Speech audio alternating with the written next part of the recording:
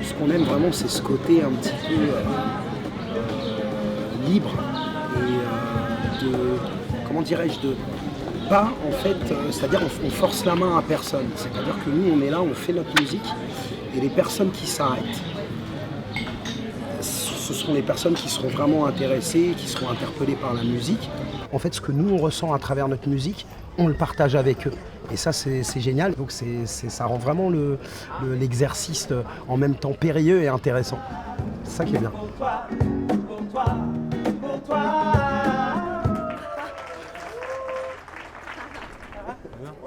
Ça faisait longtemps qu'on n'avait pas entendu. Ouais, bah ouais. Quand on est arrivé à Montmartre, avec les artistes, le feeling il est passé tout de suite.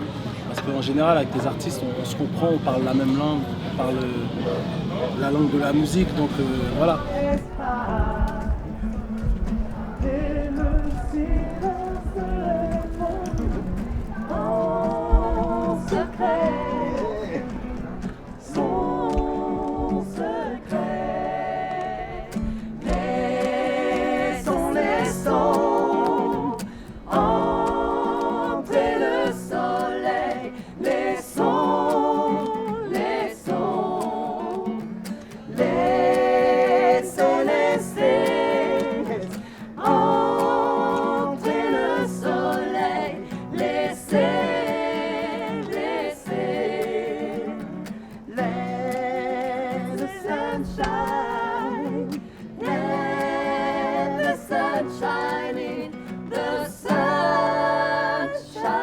La plupart des artistes, on a eu des super contacts. Ouais, vraiment. Et souvent, on s'arrange, on se laisse la place. En fait, c'est beaucoup dans la discussion. Excellent. On est tombé très vite sur le groupe Prestige. Donc ils nous ont un petit peu expliqué comment ça se passait pour les chants de rue. Et ils ont été super, ils nous ont donné des super conseils. Celui que j'aime, je crois sera méchant moi-même. Alors il me pousse les ailes, je me pique à l'autre jamais.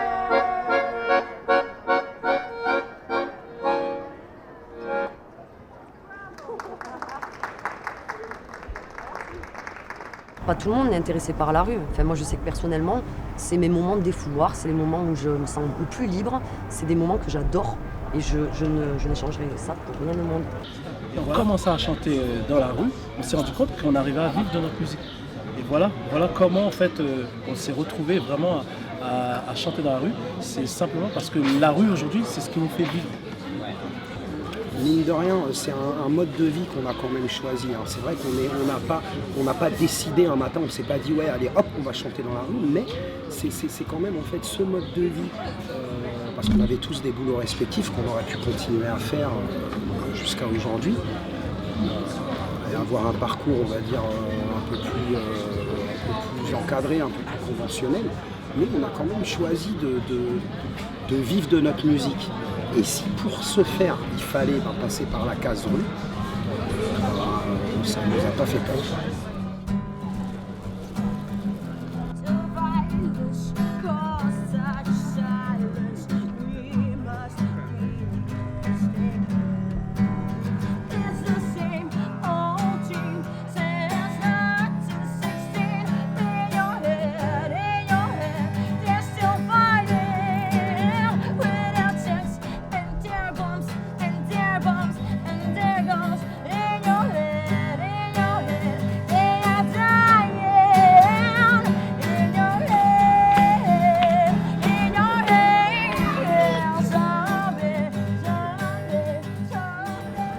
Moi j'ai toujours dessiné depuis aussi loin que je puisse tenir un crayon, quoi. J'ai toujours dessiné un peu partout. Et puis au bout d'un moment j'ai pas pu continuer à dessiner dans un cadre un peu corporate parce que j'étais plus en entreprise. Et donc c'est là où, pour continuer dans cette mouvance où j'avais vraiment un besoin de dessiner, je me suis attaqué au mur.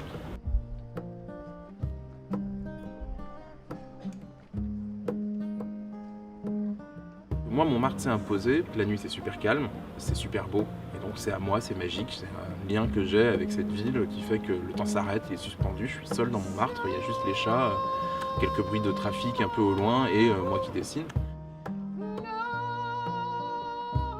Le côté vandale est vraiment libérateur parce que c'est juste toi ce que tu veux faire, quoi. Et ça, il n'y a personne pour te dire c'est ce mur-là, il n'y a personne pour te dire tu vas faire ça ici, il n'y a personne pour te dire je voudrais avoir le croisement d'une coccinelle et d'une licorne.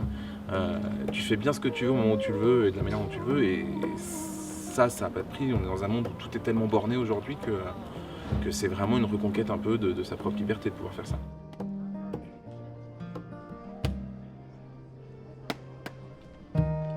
Puisqu'on ne vivra jamais tous les deux, puisqu'on est fou, puisqu'on est seul, puisqu'ils sont si nombreux,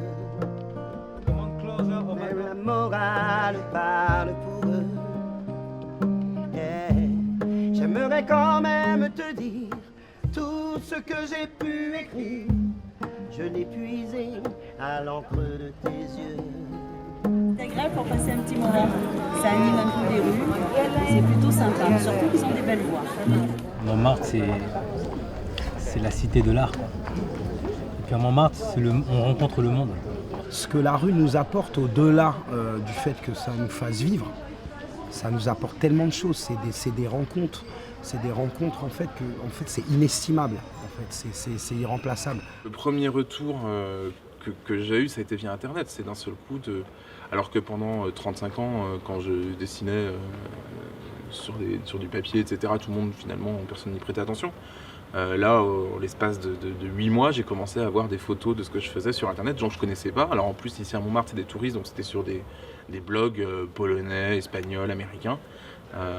Et ça, c'est assez jouissif. Mais le plus gros kiff qu'on peut avoir, c'est quand même de se promener dans les rues de Montmartre, de voir une créature qu'on a faite, et puis d'avoir des enfants qui tirent leurs parents par la manche parce qu'ils veulent voir la créature qui est sur le mur, quoi. Ça, c'est génial, c'est un rapport qui est très très très, très différent des concerts ou du théâtre. C'est souvent en fait on a commencé dans la rue pour aussi travailler notre spectacle et voir les réactions du public. Donc selon les réactions, voir si certaines chansons sont bonnes, ce qui marche, ce qui ne marche pas. Attention, ça va toujours quand Paris se met en colère.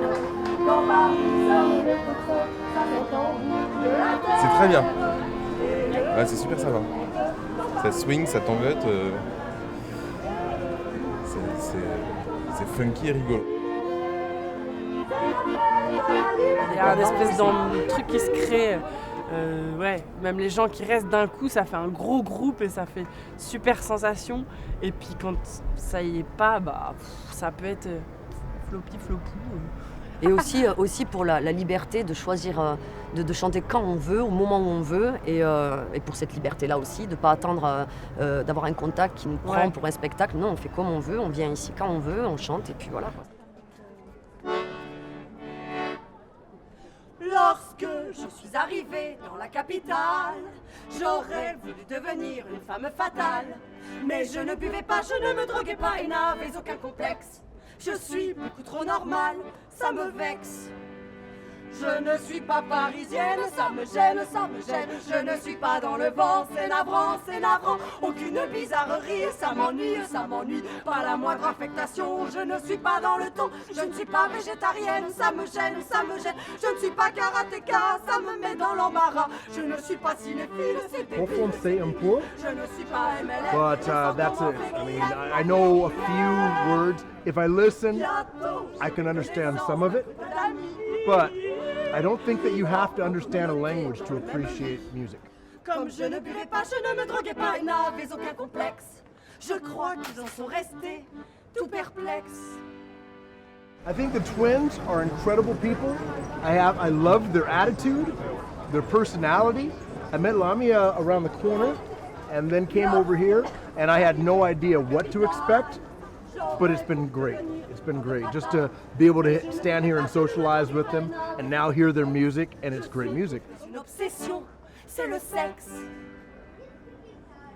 Depuis je suis à la mode, je me rôde dans les lits de Saint-Germain, c'est divin, c'est divin. Je fais partie de l'élite, ça va vite, et je me donne avec joie tout en faisant du yoga. Je vois des films d'épouvante, je me vante, en serrant très fort la main du voisin, me sachant original, je cavale, j'assume ma libido, je vais draguer en vélo. Maintenant je suis parisienne, je me surmène, et je connais la détresse, et le cafard et le stress. Enfin l'écologie, je m'initie, et loin de la pollution, je vais tondre les moutons, et loin de la pollution, je vais tondre les moutons, et loin de la pollution, je vais tondre les moutons, les moutons, les moutons, les moutons, les moutons.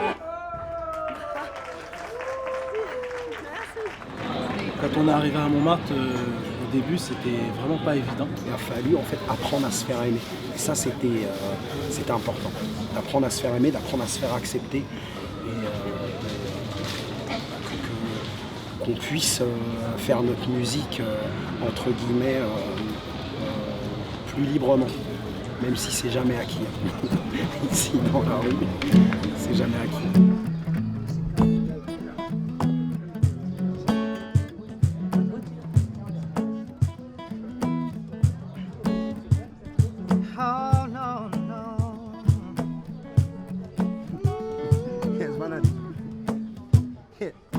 Quand l'envie d'évasion me laisse par terre, moi je jette une bouteille à la mer.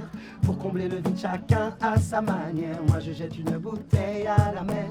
Na na na na na na na na. Une bouteille à la mer. Na na na na na na na na. Une bouteille à la mer. Je n'ai pas l'habitude de faire du cinéma. La peur vient m'envahir. Rien ne va. J'ai besoin d'être aidé. Il y a trop de questions et certains choix me mettent la pression. En fait, on a vraiment plusieurs publics. C'est vrai qu'on a le public touristique étranger, le public touriste français et le public montmartrois ou parisien. Ouais. Et c'est trois publics complètement différents. Hyper différents. Et en fait, avec les trois, ça passe à fond, mais d'une manière différente.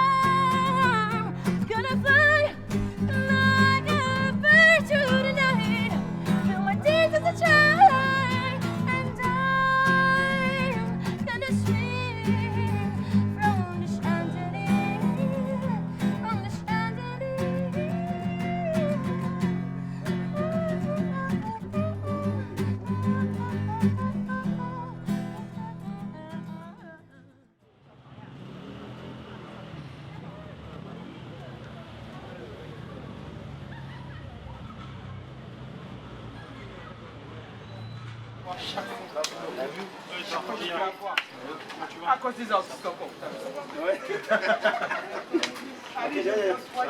C'est mon loulou, tiens. Bon, il y en a qui bossent plus tard. Et moi, près d'ici ou là-bas, sans règle digne et sans foi. Quand tu veux, on y va. Toutes les couleurs du ciel, un plein de bouteilles, du rhum, du vin, du miel. Quand tu veux, on y va. Je voudrais partir jusqu'à la mer, m'allonger sur le sable, prendre un peu l'air, sentir les embruns,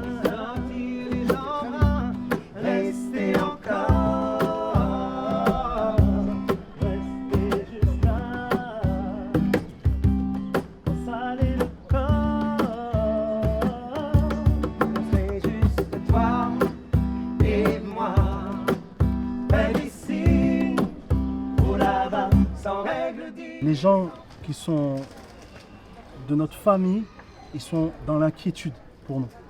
Parce qu'ils se disent, bah, attendez, ça fait des années que vous êtes là en train de poursuivre un rêve, mais quand est-ce que vous allez arriver au bout? Donc ils sont dans une certaine inquiétude. Et en ce qui concerne les gens par contre, qui ne font pas partie de ce cercle-là et qu'on rencontre du jour au lendemain, ben, ces gens-là, pour eux, on est des marginaux en fait. On vit aux marges de la société. C'est-à-dire, on avance, mais on ne sait même pas où on va en fait. Pour eux, c'est complètement moi quand je discute en tout cas avec des gens, quand je suis dans une soirée et que je discute avec certaines personnes et que je dis à un moment donné, je suis chanteur de rue, tout de suite la connotation c'est clochard, quoi. C'est tout de suite ça, voilà. Et donc c'est vraiment la perception, elle change en fonction du lien qu'on a avec la personne. Je pense que l'entourage, pareil, il y a plein de réactions différentes. Ceux qui trouvent ça super et qui oseraient jamais faire ça et qui sont hallucinés. Il y a ceux qui trouvent que ça fait mendiant, quoi. Ouais. Ah ouais, moi je pense qu'il y a cette réaction. Enfin, qui est pas forcément dite, mais t'as des ressentis quand tu dis ça aux gens de « Ah, vous faites ça » et puis s'ils viennent voir après, ils font « Ah non, mais c'est cool en fait ». Bah oui, on n'est pas... C'est pas que la mendicité... ça peut être un art, quoi. Le côté délictuel du street art, bon, quand on s'adresse à une famille qui déjà considère que l'art c'est quelque chose de négatif ou de pas valorisable, c'est à peine pire, quoi. Je pense que ce qui a vraiment dû les surprendre, c'est de voir que je pouvais en tirer de l'argent. La notoriété que j'ai acquis en tant que street artiste, grâce notamment à ces touristes, parce que c'est quand même grâce à eux qu'il y a eu ça, me permet aujourd'hui de vendre en galerie, de participer à des festivals où je suis rémunéré pour faire des choses, mais je suis bien loin d'en vivre et donc je suis comme tout le monde, j'ai un travail alimentaire qui me permet ensuite de financer des petites lubies.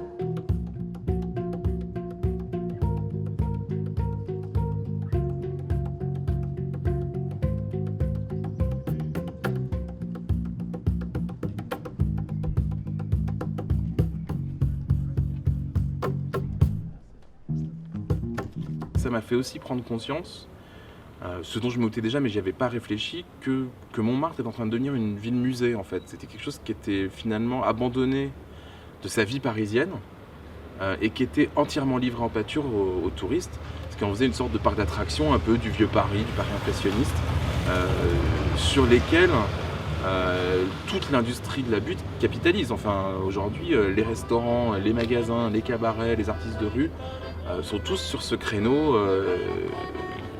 1870-1920, mime, chansons réalistes, etc. Ce qui est super bien parce que quelque part il y a ça que ici. Le centre-ville qui est aussi livré aux touristes, on n'y voit pas les mêmes choses. C'est vraiment particulier à Montmartre. Il faut savoir, c'est quand même les chansons qu'on chante, les chanteuses, elles commençaient dans la rue. Elles n'étaient pas dans des cabarets, elles n'étaient pas dans des beaux théâtres, elles étaient dans la rue. Ce sont des chansons qui ont commencé, pour beaucoup en tout cas, c'était des chansons de rue, faites par des chanteuses qui chantaient dans la rue, quoi. C'était pas fait pour être... voilà, enfin... Et nous, c'est vraiment dans cette optique-là qu'on s'est dit, voilà, on veut faire de la rue, chanter à Montmartre et parce que s'il y a un accès où les gens ils viennent pas voir, c'est pas le spectacle, c'est on veut dire des choses. Ces chanteuses-là, c'est ça, on veut dire des trucs, donc on se met dans la rue, on le dit aux gens, bam, brut. Voilà. Studying about that good old way. Who shall the story run? Good Lord, show me the way. Oh, brothers, let's go down, come on down. Oh, sisters, let's go down in the river to pray. Oh yeah. Oh yeah.